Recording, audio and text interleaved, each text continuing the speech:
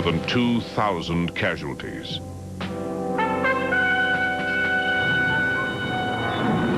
When the Japanese struck Pearl Harbor, the heart of the U.S. Navy, the course of American history was changed forever. Relive the battle through the compelling stories from brave survivors of that infamous attack.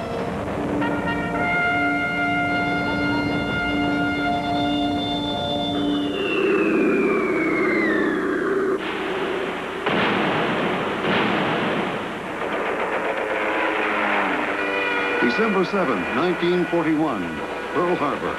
A Japanese surprise attack on the United States Pacific Fleet leaves thousands of Americans dead or dying.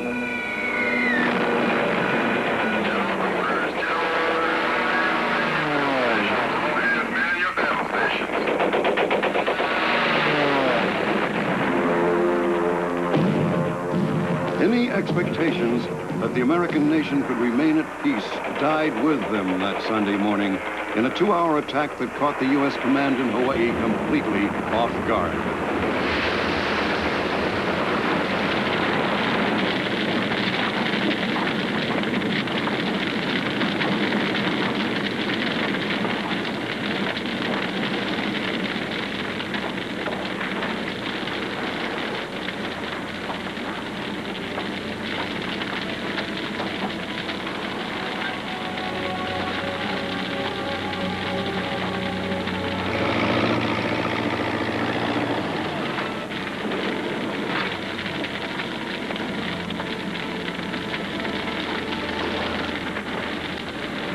Surprise or not, Japan and the United States had been traveling down the road to Pearl Harbor for years.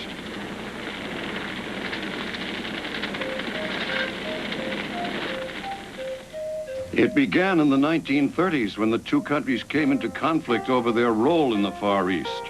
As an Asian power, Japan aimed for preeminence in the Orient. But Western powers with colonial and economic interests there foresaw the rise of Japanese power as a challenge to their collective domination of the region. England, the United States, France, and Holland watched uneasily as ultranationalists took political control of Japan and imposed a military government. A clash seemed almost inevitable. Trouble began first in China in 1931. Japanese military officers acting without authority from Tokyo seized Manchuria and installed a puppet government. To the United States, with long-standing interests in China and the Philippines, these events were cause for concern.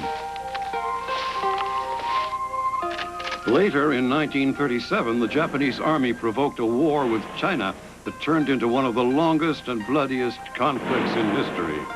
Japanese soldiers and pilots were becoming battle-hardened veterans in these campaigns. The warrior spirit, Bushido, bred discipline, sacrifice, and bravery. The Japanese advance seemed unstoppable.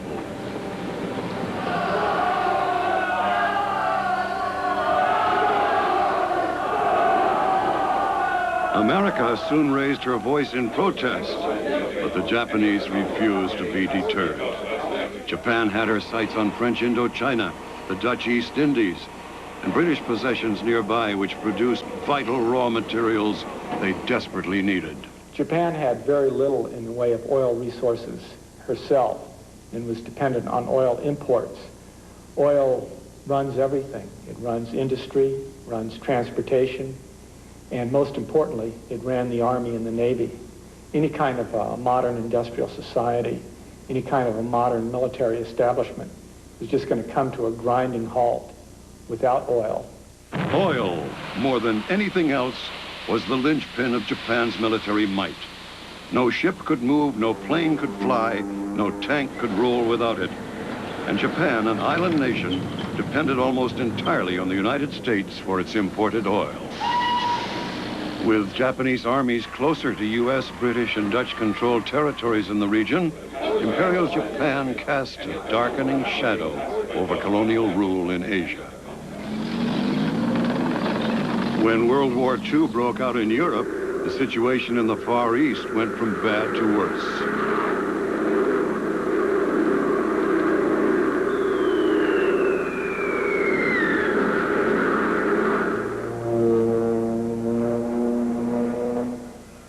Nazi aggression on the Western Front all but eclipsed Japan's movements in Asia. With Germany's defeat of France and the Netherlands, and with Britain under siege by Hitler's Luftwaffe, the unprotected European colonies in Asia seemed ripe for the picking.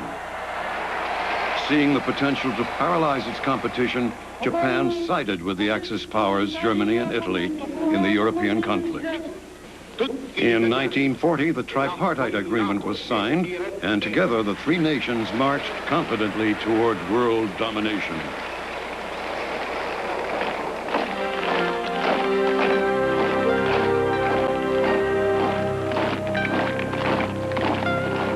In 1941, Japan took French Indochina. With Japanese forces now within striking distance of the oil-rich Dutch East Indies, the temptation was too much to resist. President Franklin Roosevelt's administration, knowing that oil was Japan's Achilles heel, retaliated by embargoing the export of U.S. oil and raw materials to Japan. For the Japanese, the situation was desperate.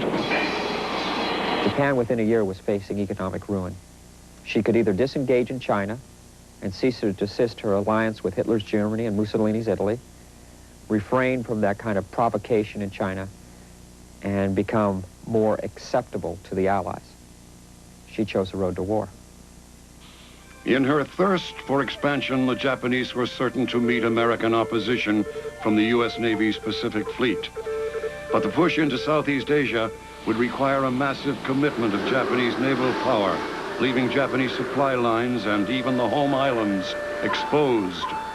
Existing plans called for the Japanese to lure the American fleet westward and finish it off in a final battle near the Japanese homeland. Japan and America were headed for war. The only questions were how and when. The Imperial Navy looked to Admiral Isoroku Yamamoto for the answer. Yamamoto, commander-in-chief of Japan's combined fleet, was a brilliant and unorthodox officer at a time when the world viewed heavily armored battleships as the ultimate weapons of oceanic warfare. Yamamoto saw that the future belonged to the air. He encouraged the growth of Japanese naval aviation and was a driving force behind the creation of its carrier arm.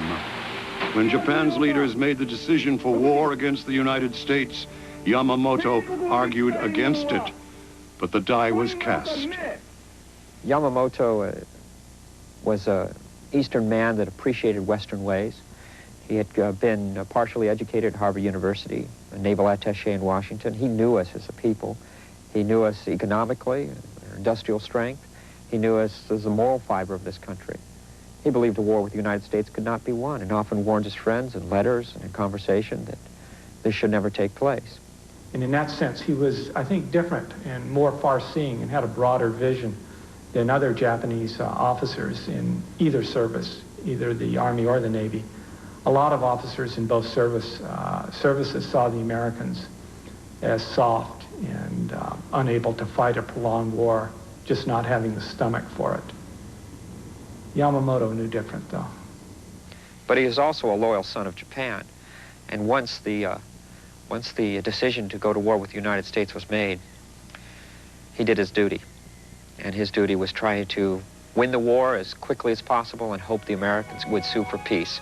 Occupied with what was going on with Europe, perhaps Japan would be left alone with its possessions it had quickly gained. Yamamoto reasoned that a preemptive strike against the U.S. Pacific Fleet at Pearl Harbor offered the best chance of Japanese success. With the American fleet neutralized, Imperial forces could sail south and easily seize control of the European possessions. His master plan relied on all 6 of Japan's heavy aircraft carriers and the cream of her naval aviators to carry out the surprise attack. It was a daring plan which drew heavy opposition from more conventionally minded admirals. Yamamoto prevailed, but only after threatening to resign. As a concession, he agreed to supplement his forces with 5 midget submarines, which were to sneak into the harbor undetected and join in the battle once it began. Since 1902, Hawaii has been America's strategic bastion in the mid-Pacific. In 1941, Fleet Commander Admiral Husband E. Kimmel worried about war with Japan, but was preparing his fleet for offensive operations on islands far to the west of Hawaii. Kimmel suspected that prowling Japanese submarines might inflict annoying damage around the islands, but gave little serious thought to the possibility of a fleet action or airstrike from such a great distance. This myopic attitude failed to see the fleet as the Japanese saw it, an inviting target rather than a deterrent. The fleet, though, was not the only target. U.S. planes had to be put out of action quickly, or the Japanese raiders could suffer heavy losses from American fighters. Even worse, U.S. bombers could exact vengeance on the Japanese carriers.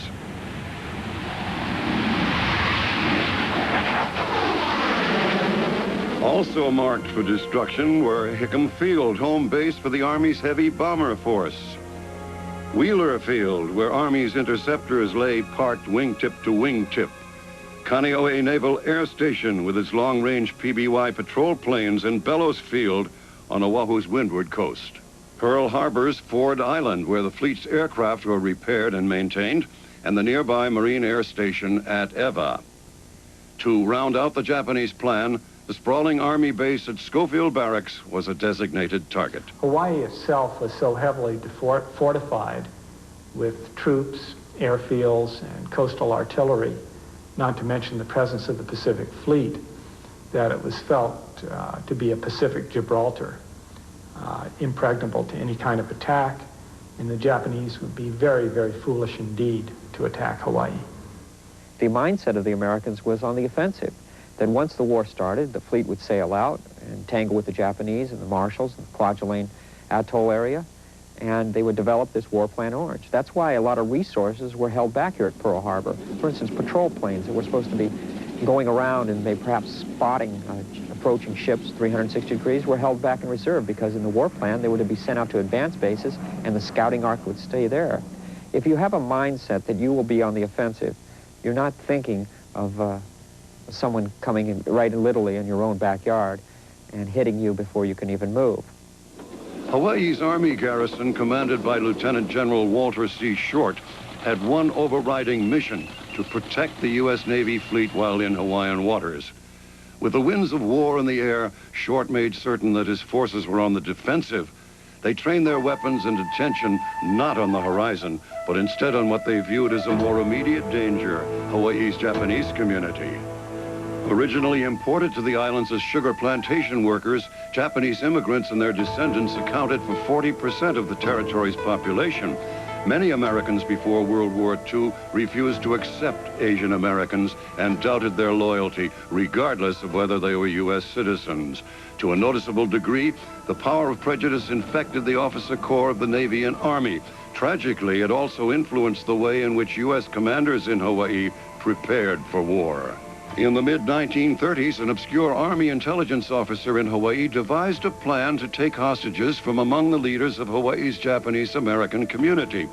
If war were to break out, his plan targeted 128 prominent citizens by name, address, and occupation. The name of the obscure officer, George S. Patton, Jr., later to achieve fame in World War II as commander of the Third Army. Patton's plan was never implemented, but it spoke volumes about military fears of fifth column activities in Hawaii. The term fifth column actually originated in the Spanish Civil War, when one of the Spanish generals attacking a Spanish city, I believe it was Madrid, was asked what was the decisive factor in his victory. He said it was the fifth column, when in fact he only had 4 columns of troops, the fifth column being his sympathizers within the besieged city. And the term fifth column came to mean a large group of spies, saboteurs, and sympathizers within the enemy camp, who at the crucial moment in battle would assist the attacking forces. In Hawaii, these fears had dire consequences. Scarce resources were channeled into preparing for an imagined fifth column threat rather than any real danger from abroad. On November 27, 1941, planes on Army airfields were parked together in tight groups so they would be easier to guard from ground attack. But in the gun sights of an approaching enemy air force, clusters of American planes were like bullseyes for bombing and strafing runs.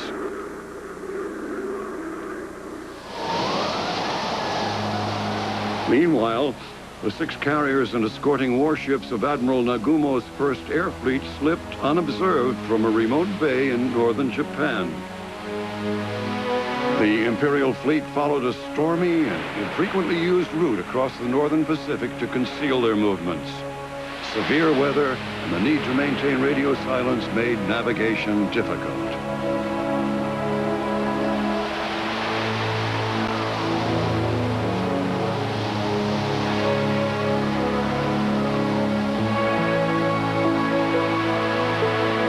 In the mountainous swells, several sailors were washed overboard. Against the challenge of the seas, ships and crews endured.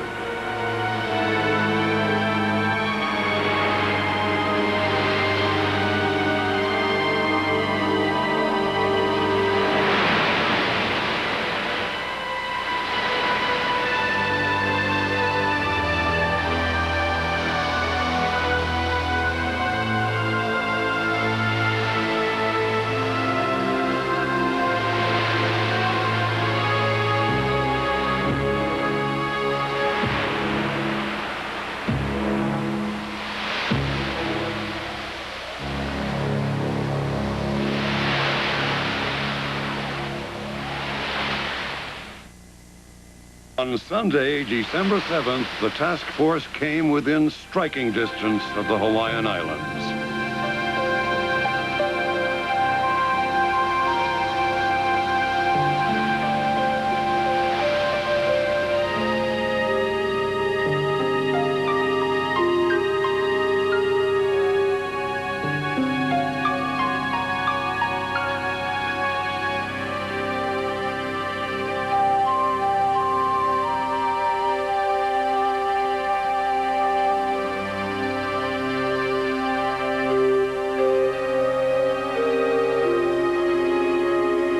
In the best samurai tradition, the ritual of battle unfolded. Hone your sword, strike quickly, administer the first blow. Beginning at 6 a.m., warrior after warrior lifted undetected into the morning sky north of Oahu.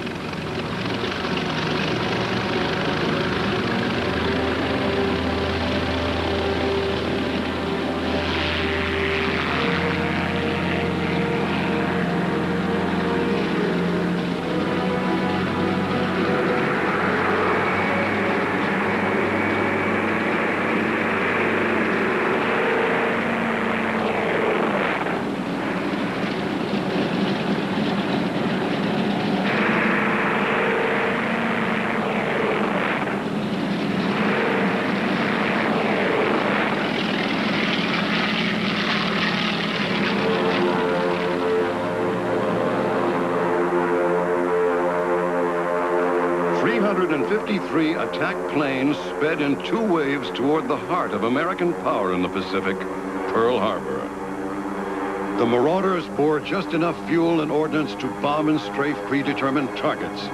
Fighters, torpedo planes, and dive bombers all clung possessively to their chief advantage, the element of surprise.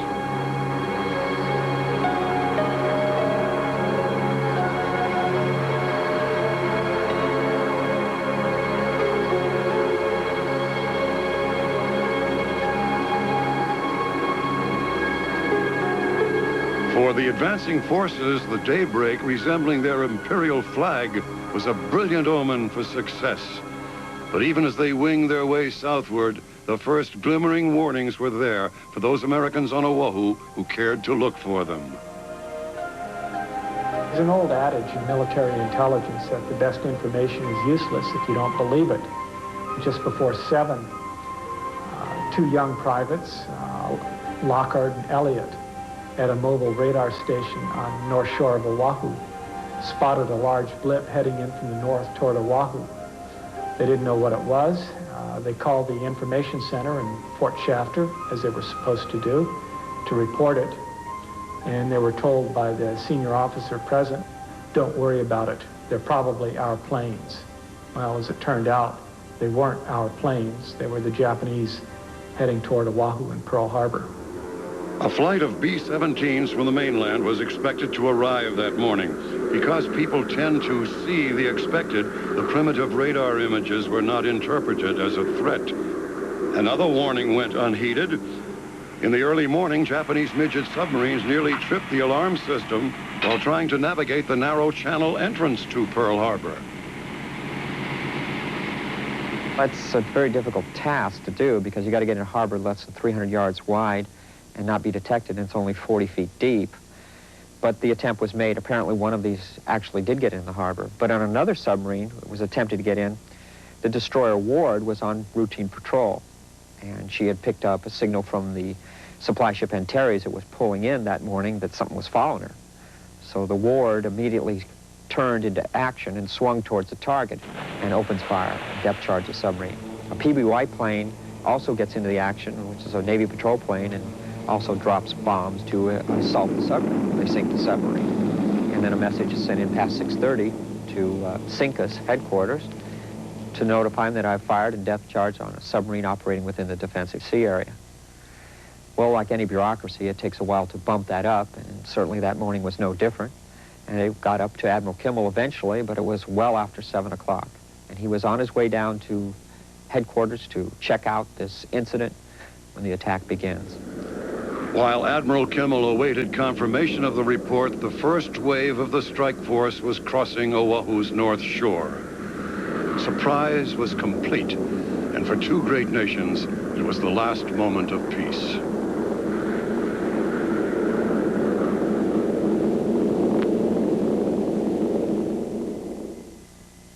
It was such a beautiful day. It's something you would never expect on a Sunday morning. So quiet, so peaceful. Bang. That's all I can say.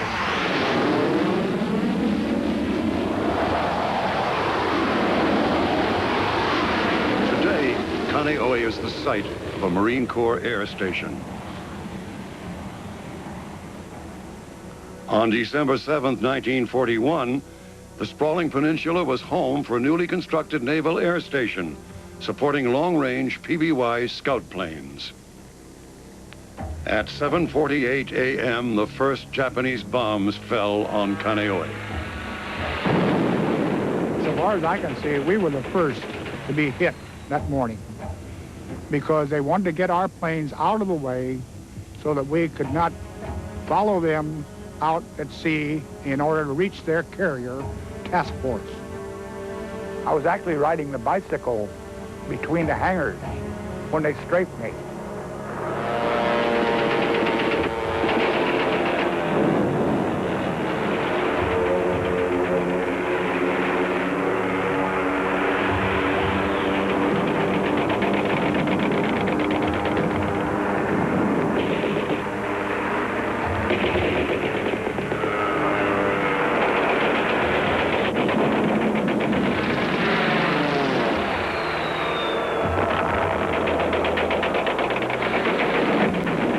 All of them here at the station were the bravest men that I have ever seen in my life. I saw people taking machine guns out of the plane, single-handed, 50 caliber machine gun. The plane is burning, reaching up and taking those guns out, which is almost inhuman.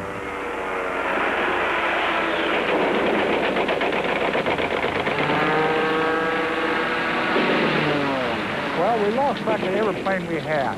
Worst of the damage of planes where they're burnt, completely collapsed on the ramp. The ones that were fired and had bullet holes in them, we were able to repair. The rest of them, we just took a bulldozer and shoved them off over on the corner and made a great big stack, and they sat there for months. It was a sneak attack, unprovoked, uncalled for. They were talking peace, and we were sending over our scrap metal for them to throw right back at us. More bombs, tons more, were yet to be released on unsuspecting servicemen in and near Pearl Harbor. American soldiers and sailors had just begun the relaxed routine of a Sunday morning in paradise. We were so naive sitting there, getting ready to go to church, play football, baseball, reading the Sunday paper, writing letters home.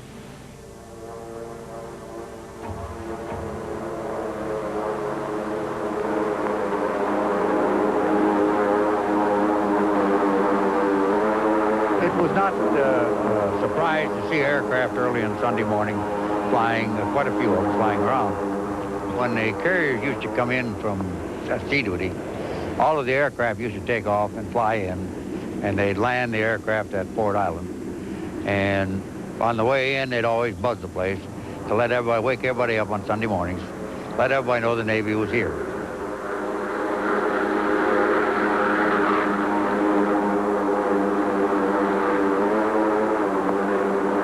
I think my life changed about 7:55 that morning when we were going to watch him drop the dummy torpedo on us. So he said, come on over, we'll watch it, and you're going to hear a thud. We seen a torpedo plane come over with a big torpedo in its belly. And I told this guy who was with me, I said, geez, that's a Japanese plane. Look at the rising sun on it. So we went over to the port side, and we saw the plane drop the torpedo, and then he climbed up over the side of the ship there. He was about 15 feet off the water when he dropped the torpedo. Someone aboard top side of the Maryland hollered that the Army was dropping sandbags, practicing. So, of course, we all ran on top side to observe this. And then it could have been more than a second or two later, that tremendous roar, and it blew Stanley and I on the other side of the ship towards the starboard side of the ship.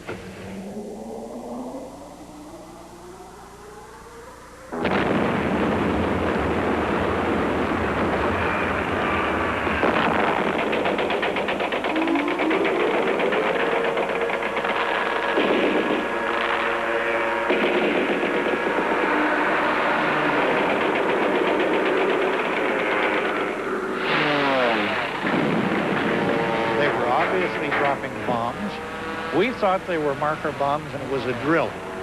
Very suddenly, one plane starts coming directly at us about 40 feet above the water.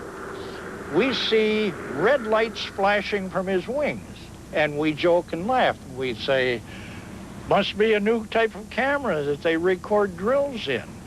Those are machine guns firing at us, and the bullets are ricocheting off the bulkhead over around us. One of the bullets finally struck the cook in the mouth, and down he dropped.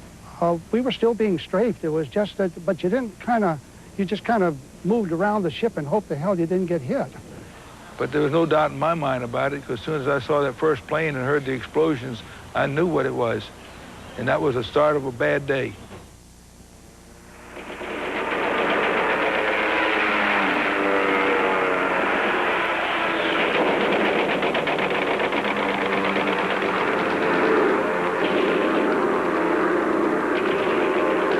From their vantage point above Battleship Row, Japanese pilots were in complete control of the assault, but the attacking forces were not alone. 2 Americans were sharing this incredible perspective of history in the making.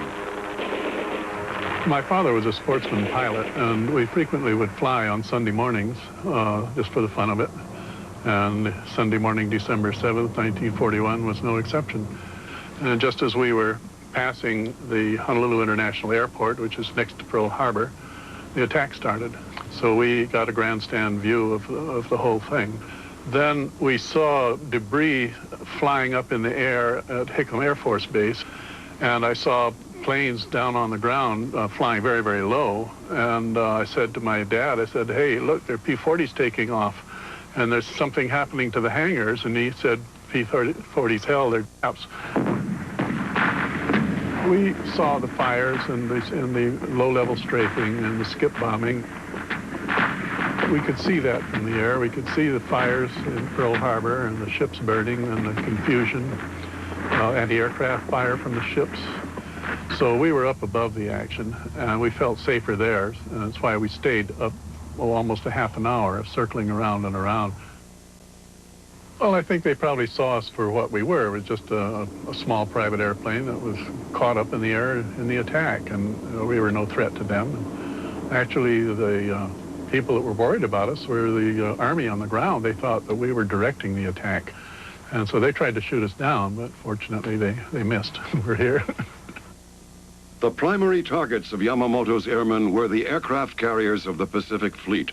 But since no carriers were in the harbor that morning, they trained their sights to the battleships. 7 heavily armed battleships were resting at Battleship Row that morning. The USS Nevada, Arizona, West Virginia, Tennessee, Maryland, Oklahoma, and California.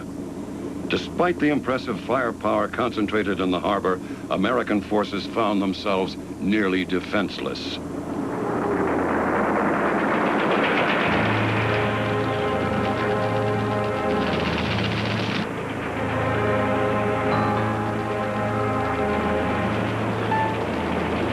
The normally tranquil harbor awoke to a nightmare of devastation. Desperate men sprayed any ordnance they could find into the air, and much of it returned to Earth only to find their own ships or civilian areas of Honolulu.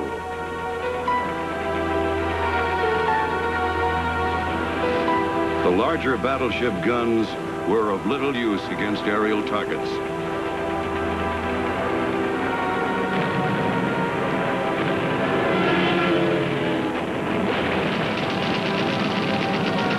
Planes were shot down, but confusion reigned.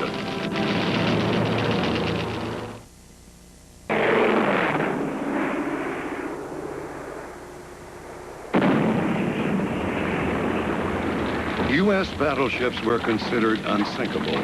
They bore protective armor designed to withstand torpedo penetration. But the Japanese modified fish hit many of the outboard ships below these belts. These torpedoes inflicted mortal wounds, allowing highly flammable fuel oil to bleed into the harbor.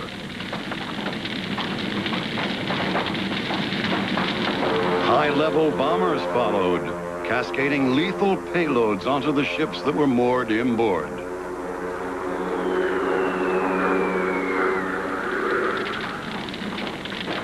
It was ghastly. It was just everything was aflame. Oil was burning in the water. People were in the oil. It's hard to describe. It was a nightmare. And then we began to look around and saw all these people scattered all over the place in various shapes and forms. Some were blown to pieces, some were shot, some were burned, badly burned. So I took a chance and I dove into the water because there was a lot of oil and fire on it. And but we went below the fire.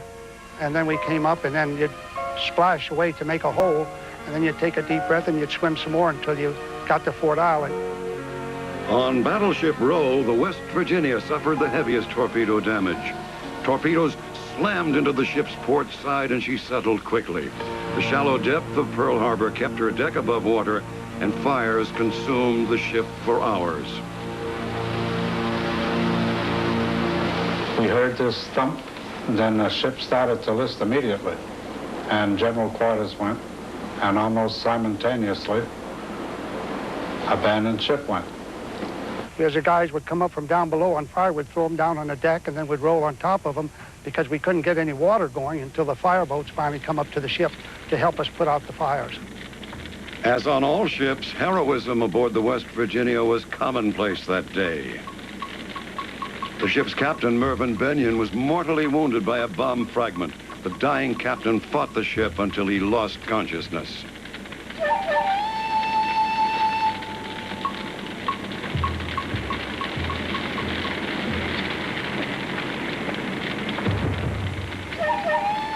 The battleship California found herself perhaps the most vulnerable.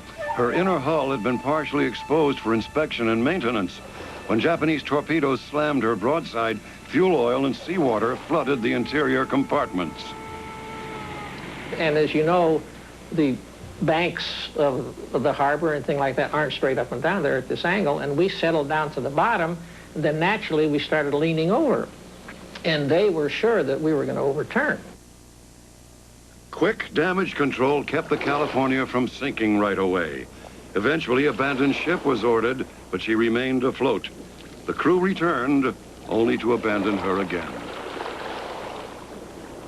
The target ship Utah was moored in a berth normally occupied by an aircraft carrier. Japanese torpedo pilots, seeing her flush decks, may have mistaken her for a prized carrier. Under savage attack, she soon heeled over and capsized. 58 crewmen perished with her. I knew she was going to go down before I ever got topside. We were wide open like a bathtub. And the ship was doing her last slow, and I mean very slow, roll. I had no idea how deep the water was, and I screamed it. I really hollered because I was frightened that she might go under and suck us under.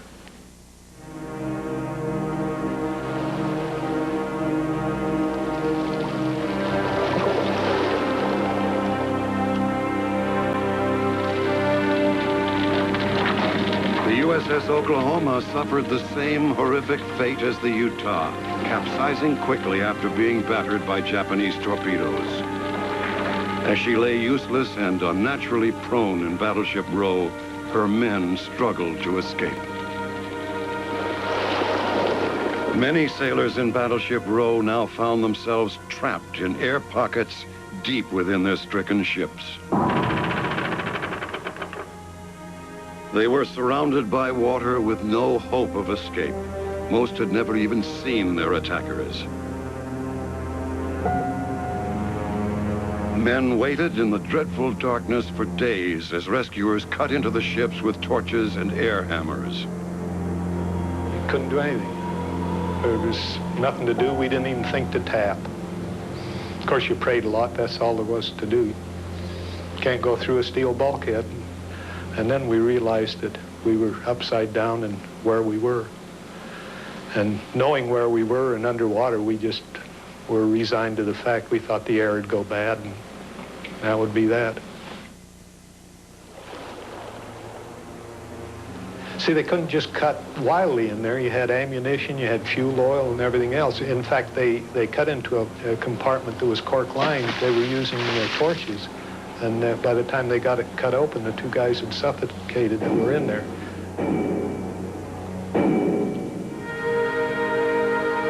A handful of survivors emerged from the sunken ships. The lucky ones savored their first breaths of freedom, then faced the grim images of a blackened and decimated fleet. Hundreds of others were condemned to the unrelenting darkness. You could hear the tapping, and it would just take your whole heart out because you knew that you just couldn't do anything about it, like your hands were completely tied. And that tapping kept up on the ship until just before Christmas. And when we would be walking post alongside the ship, we would put our hands over our ears so we wouldn't hear that noise, because it really was quite devastating to us. Of all the ships in Pearl Harbor, it was the Arizona which suffered most grievously.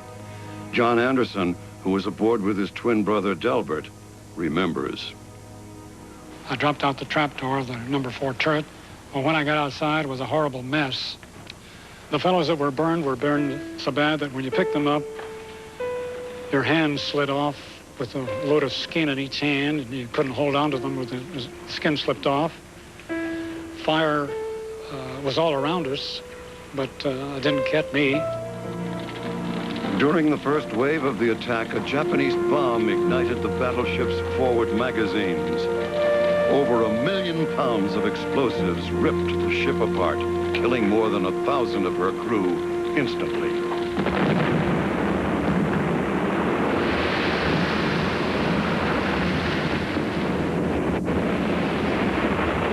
I turned to go forward to the boat deck where my brother was. When I went to the ladder, there was such a tremendous fire, I almost knew then that I was not going to be able to do it. I was not going to get up at that boat deck because it was an inferno. He was consumed in the fire as far as I know. I think the good man above said, "I've taken your twin, so I'll leave you."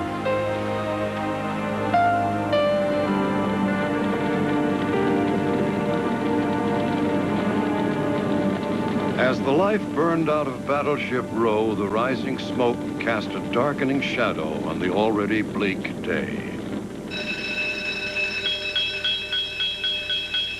The Honolulu Fire Department received reports of hangar fires on Hickam and dispatched several crews to the airfield, including this fire engine, which still bears the bullet holes today.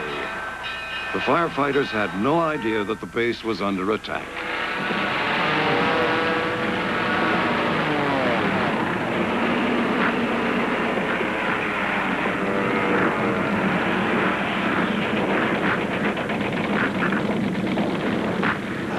we were fighting the fire, we saw a plane coming in. It was shooting bullets at us. Mitchell and I, we just dove under the truck, and we were kind of shaky because there was firing. Hickham's own fire station was an early target of the attack. Its trucks and crew were to be counted among the heavy casualties. Before the flames could be extinguished, 3 Honolulu firemen lost their lives as well.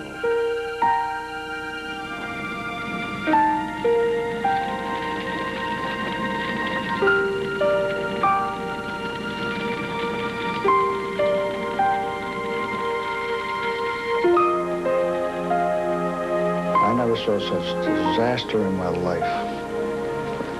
We've seen men laying all over the place. We had to get out of the truck many times just to move the bodies away from the road.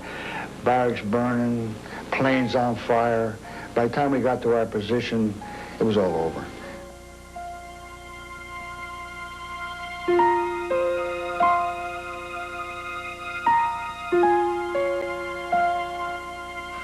When it appeared that the attack had subsided, men returned to their barracks to get what was for some their first and last meal of the day.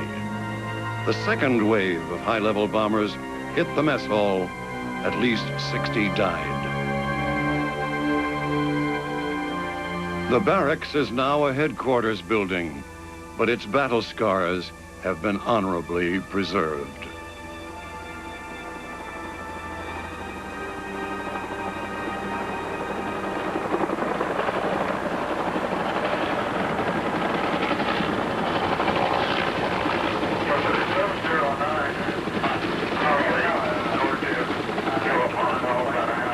Airfield and Schofield Barracks lie roughly in the center of the island. Army fighter pilots and their planes in the area represented America's best hopes of launching a counterattack.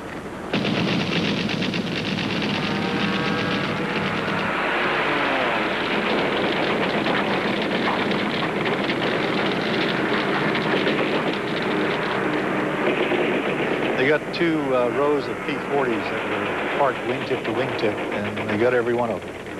Useless after that. The fire from those, the heavy black smoke, came down the flight line and sort of covered up the other airplanes. I was mad. The first reaction was, we got to get those guys. We were able to get some of our undamaged airplanes out from under the smoke and taxi them down to the bunkers and then get the guns and ammo in them and take off as fast as we could. Seemed to me like the best place for the airplane was up in the air. And we went just as quickly as could be. I guess we were in the air in 15 minutes. Very few pilots from Wheeler managed to get airborne during the attack. From a remote airstrip at nearby Haleiwa, Lieutenants George Welch and Ken Taylor pressed their P-40s into action. We found a group beating up Eva, single line, strafing the field. So George and I just got on the end of that line and went right up through it. And we had airplanes falling all over the place.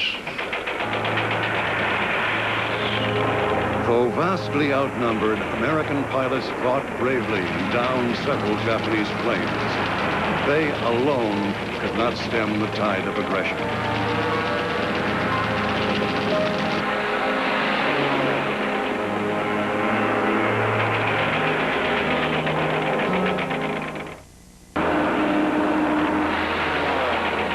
Back at Pearl Harbor, any ships that were able were returning fire and attempting to get underway. Only one battleship made the run for freedom.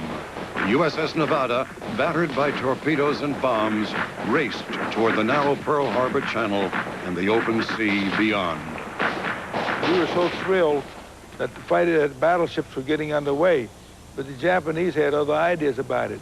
They had hit it with at least 2 torpedoes and were dive bombing it. And they were trying to sink it in the channel.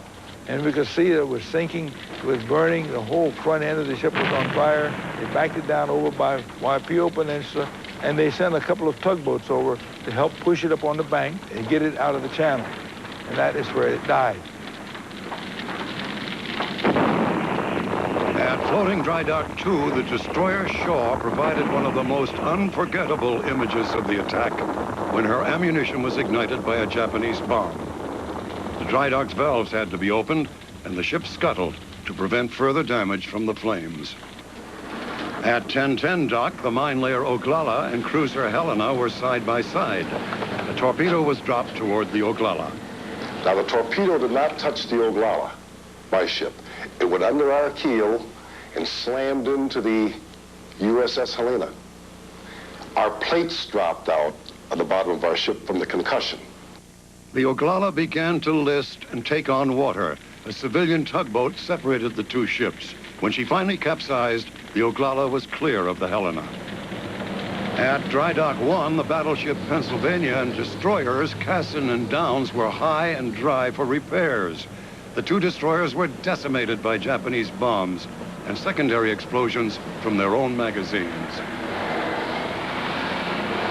The only battleships which escaped serious damage were the USS Maryland and Tennessee. The two ships, moored inboard of the Oklahoma and West Virginia, were protected from torpedo damage. Besides the larger ships, small craft of every description plied the waters around Battleship Row, fighting fires and rescuing survivors. There was a pressing need to treat thousands of wounded servicemen, many of them suffering from horrible burns. The wounded come pouring in the hospital very shortly after the first bomb started to fall. They were using every space they could find, mess halls, hospitals, schools, or anything, to put people in. People were dying in the hospital. They'd take them out of the bed, change it, put somebody else right back in it. They had sheets over these men that were killed. They had them lined up on either side of the walls of the movie house on the aisles, and down the middle, stacked 5 and 6 high as they were dying in Tripper General Hospital, which was right across the way, and bringing those bodies right there. And I probably counted 8 or 10 dog tags identifying people, and I think I helped bury the 1,500 the first 3 days.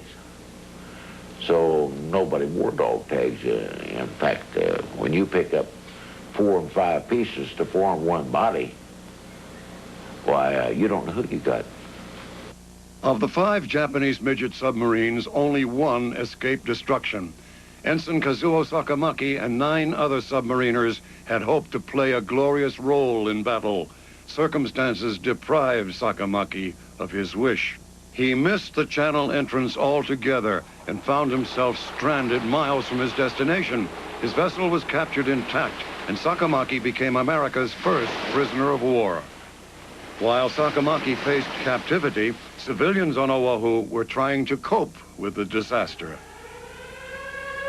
We saw pillars of smoke rising in bits and places in Honolulu, and assumed that they were bombs. But it turns out that they were not. They were the shells from the ships that were shooting the ammunition. They were the cause of just about all the civilian casualties in Honolulu.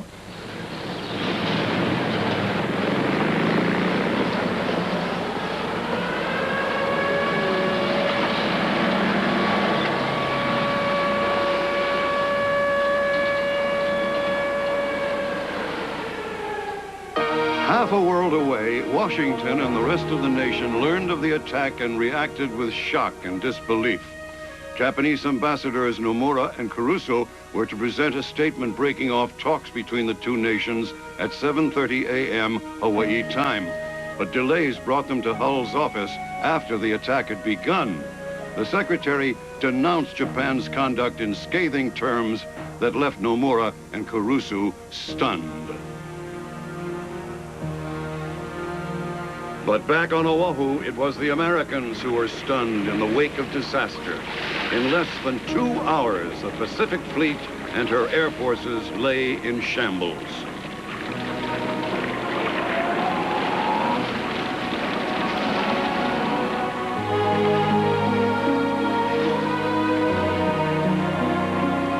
By 9:45 a.m., the last of the attackers sped back to their carriers just to the north of Oahu. Only 29 Japanese planes, less than 10% of the attacking force, failed to return. Other December 7th losses included 5 midget subs and 64 personnel. In return, the Japanese inflicted over 2,400 American deaths. 21 U.S. ships lay sunk or crippled, and 162 aircraft would never fly again. An awful mess. That's one way to put it, the only way that I could put it. And a sad thing to see your whole battle line just sitting there all full of smoke. And I remember thinking, what a hell of a mess now. It was a bad situation. Oh, that was pathetic. That was really pathetic. We just couldn't believe such a thing could happen. They came down and told us that we were going to hunt that Japanese fleet that had inflicted so much damage on us. And we all looked at one another, and I know I was only 21, and I started bawling. And we were going to go out and attack a fleet that can do that to Pearl Harbor? I felt myself that within 2-3 days I'd be a prisoner. I don't think we could have stopped. I don't see how we could have stopped.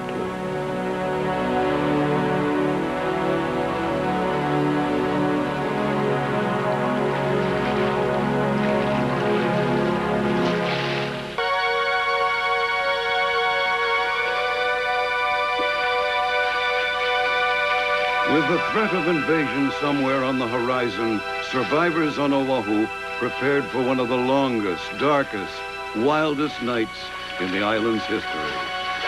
Well, I tell you, I never saw a night in all my life like that. I could recall all night long, all you heard was firing, machine guns, rifles, pistol firing. They were shooting at cacti. The guys were so panicky. They were shooting at anything that moved, really. During the first night, the tide went down and some of the coral had stuck up above the water. And the Army personnel would look at them and think they were Japanese boats coming in, and they'd shoot them with machine guns. And police radio announcers saying for all police to get out of Waikiki because there's machine gun fire in Waikiki, and they want the police to get out for their lives. When they'd be walking along and you'd hear tramp, tramp, tramp, halt!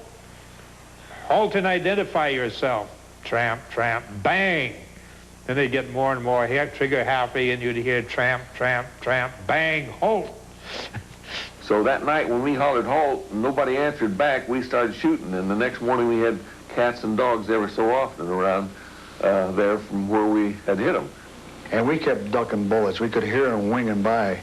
And the next morning, we wondered why we didn't get any chow. And somebody went up the road and we found a Jeep completely shot up. And our staff sergeant was our mess sergeant, tried to come up, they got food, and he was killed. The U.S. carrier Enterprise was about 150 miles west of Pearl Harbor when it received word of the attack. Admiral Bull Halsey put the Enterprise planes aloft in a fruitless effort to search out and engage the enemy. We blew flight quarters, and I manned my plane immediately.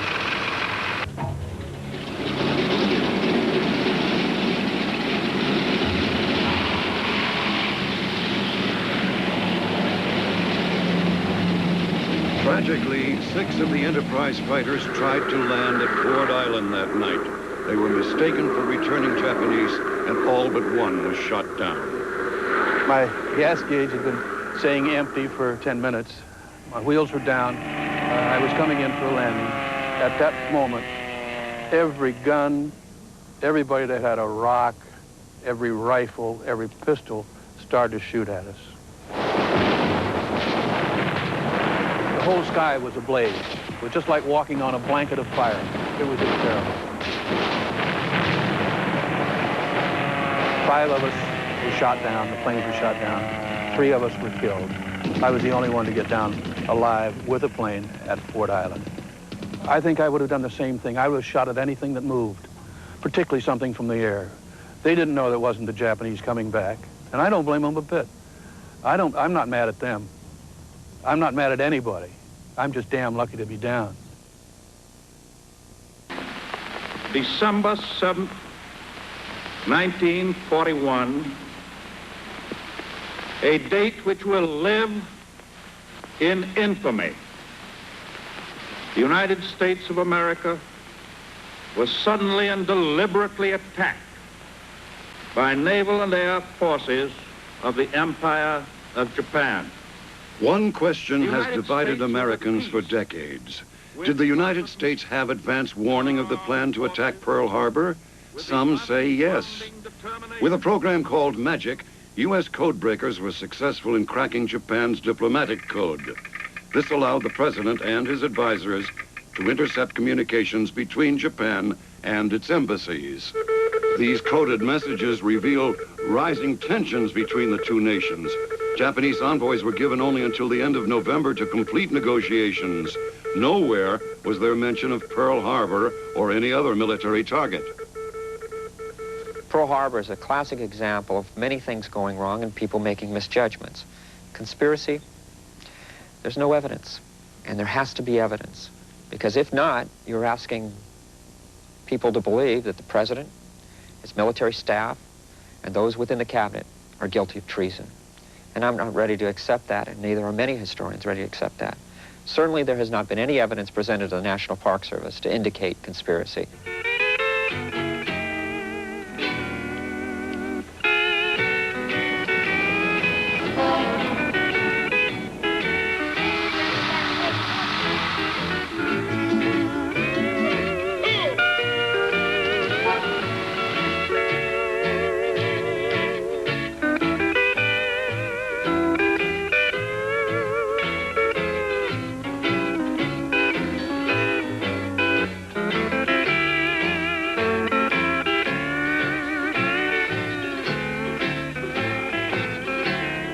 Everywhere in Hawaii, people wondered whether an invasion force loomed over the horizon.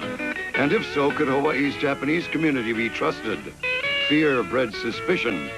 Operation of the local fishing fleet, consisting mainly of Japanese-owned sampans, was so tightly restricted that Hawaii's fishing industry was ruined. About 2,000 leaders of the Japanese community were arrested and imprisoned at Sand Island internment camp. A few dozen Germans, Austrians, and Italians were detained as well. The conditions in the camp were primitive. We had to do with whatever we could. So we were actually sleeping in tents without floors, on simple cots without mattresses.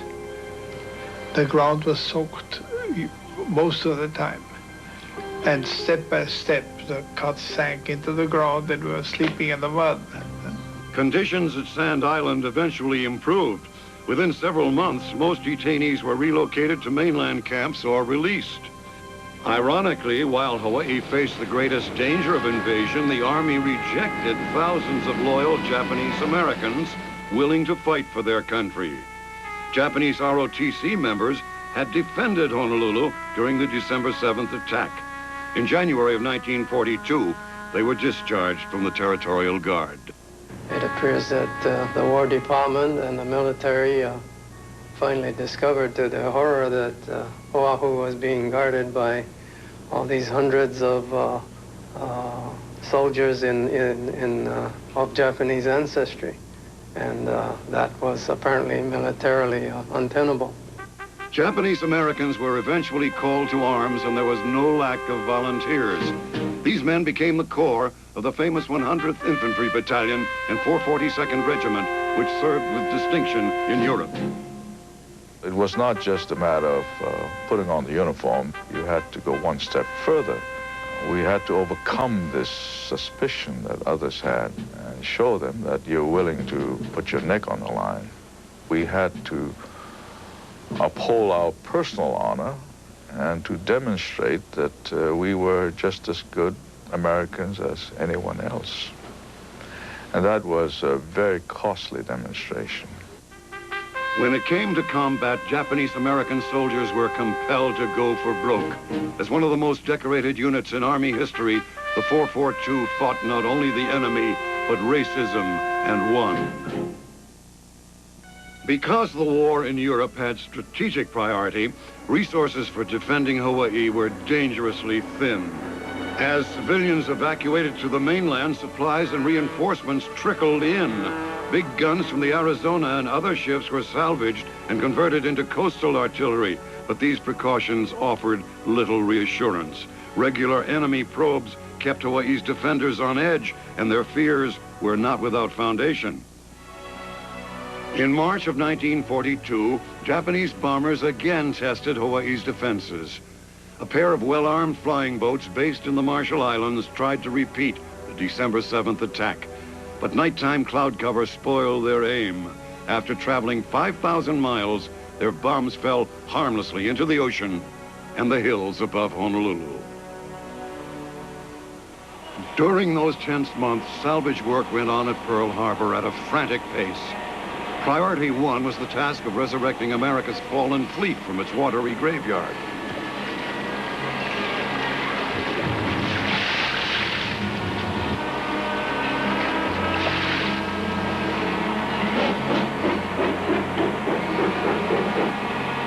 A special team volunteered for the grisly task of probing the stricken ships for deadly gases and removing what they could of the dead. And it was a real dirty, rotten, filthy job. Somebody had to do it. And some of those areas down there was really gruesome. There was one place on Oklahoma that we had to go through a passageway, and there was nothing but dead bodies in this passageway. A couple hundred guys at one time. In one of the wartime's greatest engineering feats, the USS California, Nevada, West Virginia, and Oglala were refloated and returned to service. The capsized Oklahoma was righted and refloated, but was unable to be salvaged. In all, 18 of the 21 U.S. naval ships sunk or damaged at Pearl Harbor were returned to action before the end of World War II.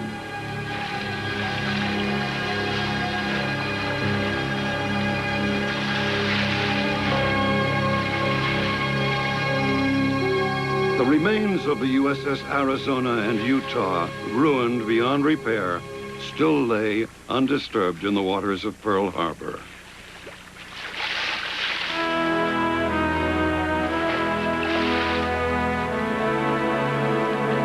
The lives lost on December 7th, 1941 represent a tragedy that continues to haunt the American people. Today at Pearl Harbor, more than 1 million people a year visit the USS Arizona Memorial to recall the event which propelled America into World War II.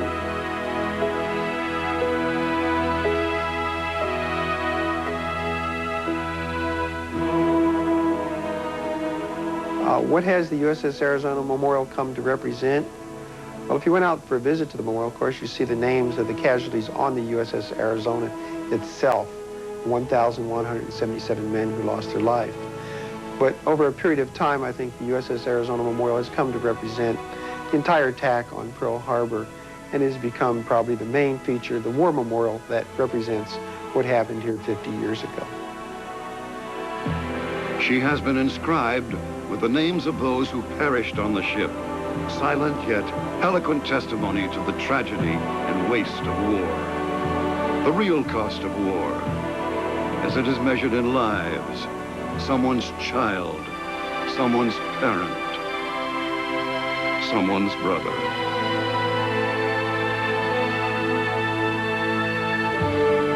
In her bosom, the Arizona eternally protects the remains of her fallen crew, and the number continues to swell. We are here today to honor the memory of United States veteran Harold E. Oliphant, the name of the Father, the Son, and of the Holy Spirit. He was assigned to the battleship USS Arizona as a gunner's mate 3rd class. Mr. Oliphant was one of approximately 330 survivors who escaped the doomed vessel. Today, Mr. Oliphant returns to his ship, his battle station, his shipmates, eternally embraced by the peaceful waters of Pearl Harbor.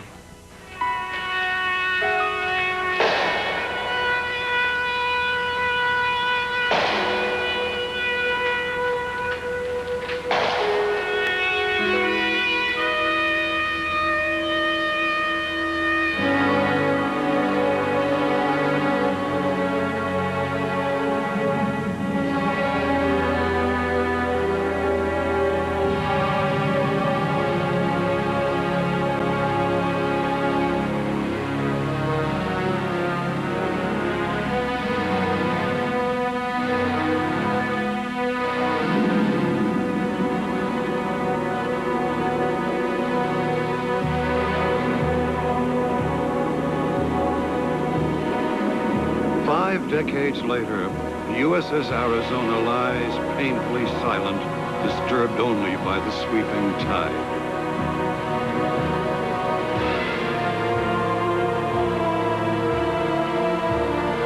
As if to weep, she still sheds black tears for her crew.